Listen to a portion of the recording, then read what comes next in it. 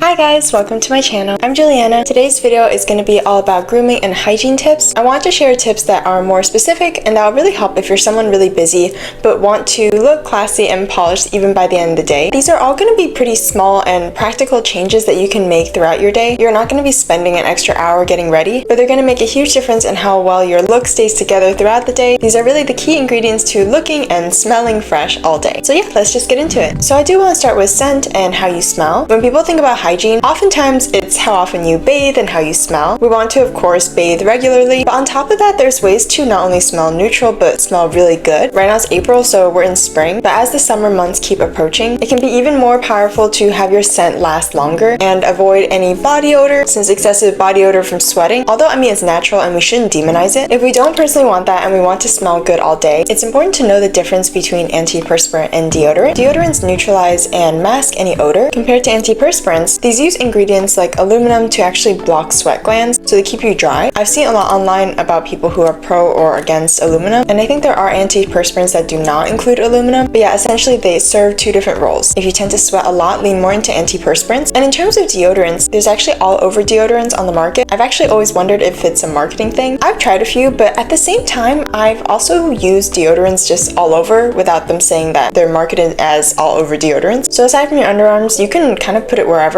like your inner thighs. I also know that they create ones that prevent chafing. Another good place is the backs of your knees, even around your chest, essentially anywhere where there's a flap of skin where you can sweat and it can trap odor. You can expand your use of deodorant just beyond your underarms. Now, to add a scent, you can use the classic trick of using Vaseline wherever you spray perfume, and it's exactly what it sounds like. You just take Vaseline and rub it wherever you're going to spray your perfume, and because it's kind of stickier or tackier than just your skin, it helps the perfume cling onto your skin much longer. Also, when you are spraying perfume, rather than just spraying it haphazardly or even spraying it strategically on certain areas, you always want to also spray it on the insides of your clothes. This will really amplify the scent and keep it on you much longer throughout the day. Your clothes will trap the odor, but kind of in a good way, and since your body is naturally warm, it'll release the scent more continuously throughout the day. Another way to make your perfume last longer is by layering perfume. What I mean by this is, if say you like vanilla, instead of just spraying a vanilla scented perfume, you can use a vanilla body scrub, vanilla lotion, vanilla hand cream, vanilla perfume, and vanilla hair mist. Now, you don't want to go crazy on each one, but all these together do kind of interact with your skin and your hair in slightly different ways, and because of that, it will distribute the scent a lot more evenly throughout your body. One step further, and something that I would recommend, is to actually use complementing scents. Now, perfumes kind of naturally do this. A lot of them have a multitude of different notes, but if you want something a lot stronger and you kind of want to customize your scent, I suggest using complementing scents. Now, there's so many different perfume notes, but there's some notes that go especially well together. Woody notes like sandalwood will add depth to floral notes like jasmine. Fruity and musky scents can also really go well together, so think peach and cashmere. My personal favorites are earthy and floral perfumes, or perfumes that have vanilla and citrus. Again, a lot of perfumes already do this, but if you have two perfumes where each one has a dominant note, you can mix them, and since each perfume has a different staying power, you can pair one that has a weaker staying power with one that's stronger, and adding them together, if they complement each other in scent, combining them together will make them much more long lasting, and it will create a much more unique scent. I do feel like the scents that we're attracted to tend to work best with our body chemistry. Like if you're really put off by the scent of lavender, I would argue if you used a lavender heavy perfume, it might not actually work that well with your body chemistry. I don't know, just a theory though. Let me know if you guys have experienced this. There's also something that I want to mention that's less of a daily habit, but more of a guide to just choosing scents. Something that I like to do personally is match my scent to the season. Let me go grab some of my favorite perfumes so I can tell you what I mean. During the winter, I tend to use more musky and spicy scents. I really like this one by Uncommon James. The scent is called Hard Feelings. It's very warm and spicy. It smells amazing when I spray it on the insides of my coats, and it just gives you this warm feeling. If you can imagine just having an oversized sweater and a good book, as well as maybe a chai, the kind of spiced notes in this perfume really conjure up those images. Since we're going more into spring, I tend to lean into lighter, more fruity or floral scents. This one is Burberry Her, and this used to be my favorite. It's a really good scent to transition into warmer seasons. It's pretty sweet, light, and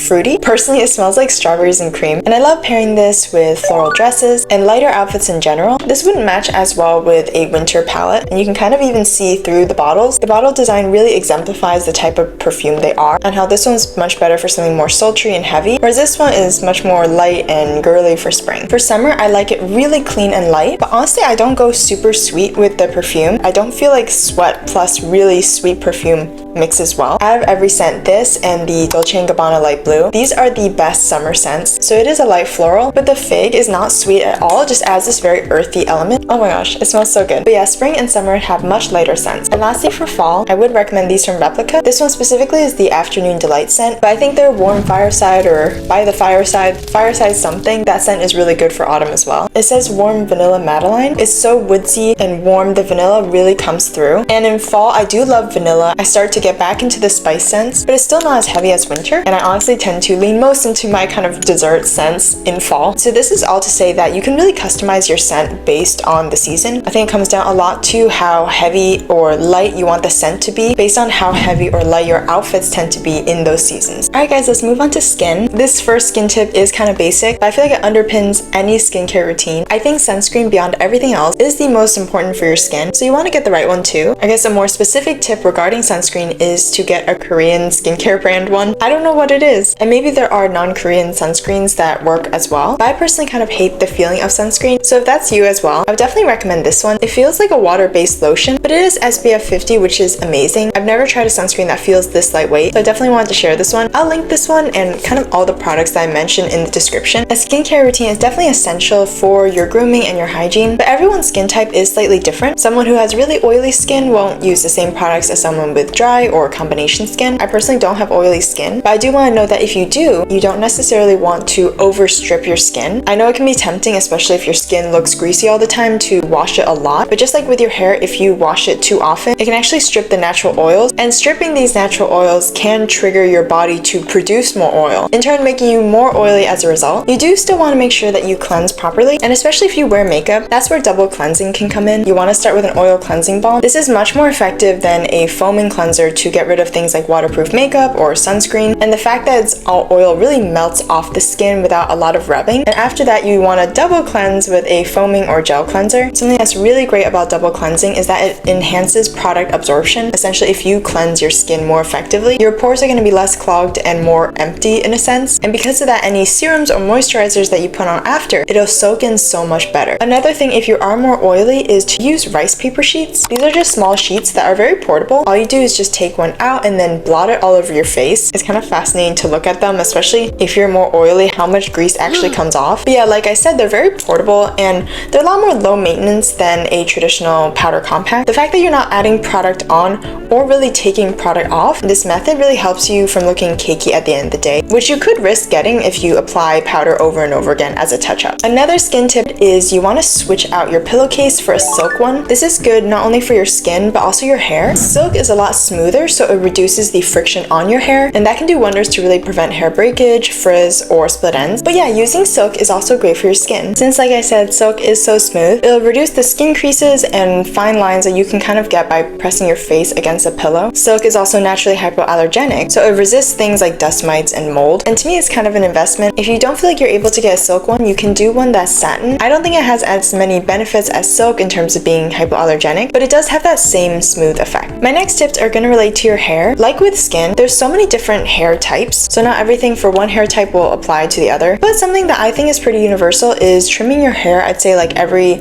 2 to 4 months. There used to be this myth that it makes your hair grow faster, which has since kind of been debunked. Cutting off the split ends just makes your hair look healthier, and because of that, it can make it look like it's grown longer. But hair growth or not, dry split ends can really ruin your hair, so we want to make sure to trim these regularly, and between trims, we really want to nourish our hair, especially the ends. One way to do this is to use an oil mask. I'd recommend doing this, I'd say like half an hour or an hour before showering. You basically want to drench your hair in oil, or if you have really fine hair, just the ends. I tend to just put on the oil and then put my hair in a bun. I tend to go work out after that, but I mean, you can just chill, you can do whatever you want. Putting it in a bun though, or a braid, I think it helps a lot to not feel like you're dripping oil everywhere. The type of oil that you use also does matter. Of course, you can use a hair oil product, but if you're using a lot of it, that can get kind of expensive. So what I'd recommend is if you have virgin hair, use either argan or grapeseed oil. Coconut oil is going to be best for color treated hair since it tends to seep into the hair more. Colored hair tends to be more damaged overall, so it really likes that extra nourishment. But if you don't have color treated hair and your hair is not especially damaged, coconut oil can be a little too heavy, especially if you have finer hair. So the whole point behind adding oil before you shampoo and you shower is that the oil prevents your shampoo from overly stripping your hair. This is why I kind of emphasize the ends. Sometimes if your roots are really greasy, you kind of want the shampoo to do its work, but with your ends, they can grow really dry and brittle, especially if your shampoo is really strong. Once you start doing this oil method, you'll see a big difference in how shiny and less frizzy your hair looks. Another thing you want to look at is your hairbrush. You want to make sure the type of hairbrush you have matches your hair type, since you can actually be causing hair breakage and frizz if you're using the wrong type of hairbrush. Some brushes are designed specifically for wet hair, and others for more fine hair. Really large, wide combs, these tend to be more for those with really sleek, coarse hair. A kind of universal rule is you always want to brush from your ends up. If you brush from the roots, if there's any knots in like the middle of your hair and your hairbrush gets stuck, it can really cause a lot of breakage to the hair around that area. Alright guys, the last category are your clothing and accessories. The first and most important thing that I think also relates back to how you smell is to always choose cotton underwear over materials like polyester or spandex. I feel like a lot of undergarments are made with synthetic materials, and these are really not ideal for your skin. They trap moisture and don't let your skin breathe. Because of that, it can really lead to things like odor, ingrown hairs, and acne, not to mention being kind of uncomfortable. In comparison, natural fibers like cotton, they're great because they absorb moisture. I'm pretty sure they make all styles in cotton and more natural materials, and I'll link some down below. For your jewelry, you want to focus on matching your hardware. This is not the most ideal top to be showing my jewelry, but right now I'm in my gold era. Especially in the spring and summer, I feel like I'm more tan, so I wear more gold. But you don't want to have something like a gold necklace and a silver belt. I mean, if you did, it's ultimately fine, like the world's not gonna end. But it can make your outfit look less refined or more disjointed. I know mixing metals is pretty trendy, and if you want to, you definitely can. You just want to be more intentional about it. So if you have both gold and silver, just make sure that they're mixed in your bracelets, your rings, your earrings, everything. If you're wearing a lot of one color, you want to make sure the shades of that color match. For example, if you're wearing tan, one of the colors is kind of like a warm gray, while the other one is more of a camel color. Wearing them together can look kind of off since they're different undertones. Ideally, you want to just stick to one of the types that has the same undertone as your own skin's undertone. That way your outfit's going to look more cohesive, as well as just more flattering with your skin tone. The last thing I want to mention is to keep your shoes clean. I've definitely seen shoes where they intentionally design them to look dirty, but for the majority of styles, they do still look their best when they are clean. So we definitely want to keep them clean and polished. Alright guys, that's all I have for you for this video. Like I mentioned, I'm going to be linking all my recommendations in the description. If you like this video, make sure to give it a like and subscribe. I'd love to have you here. Definitely follow my Instagram and TikTok. I love to do a lot more style and fashion content on there. And yeah guys, I'll see you very soon in my next video. Bye guys!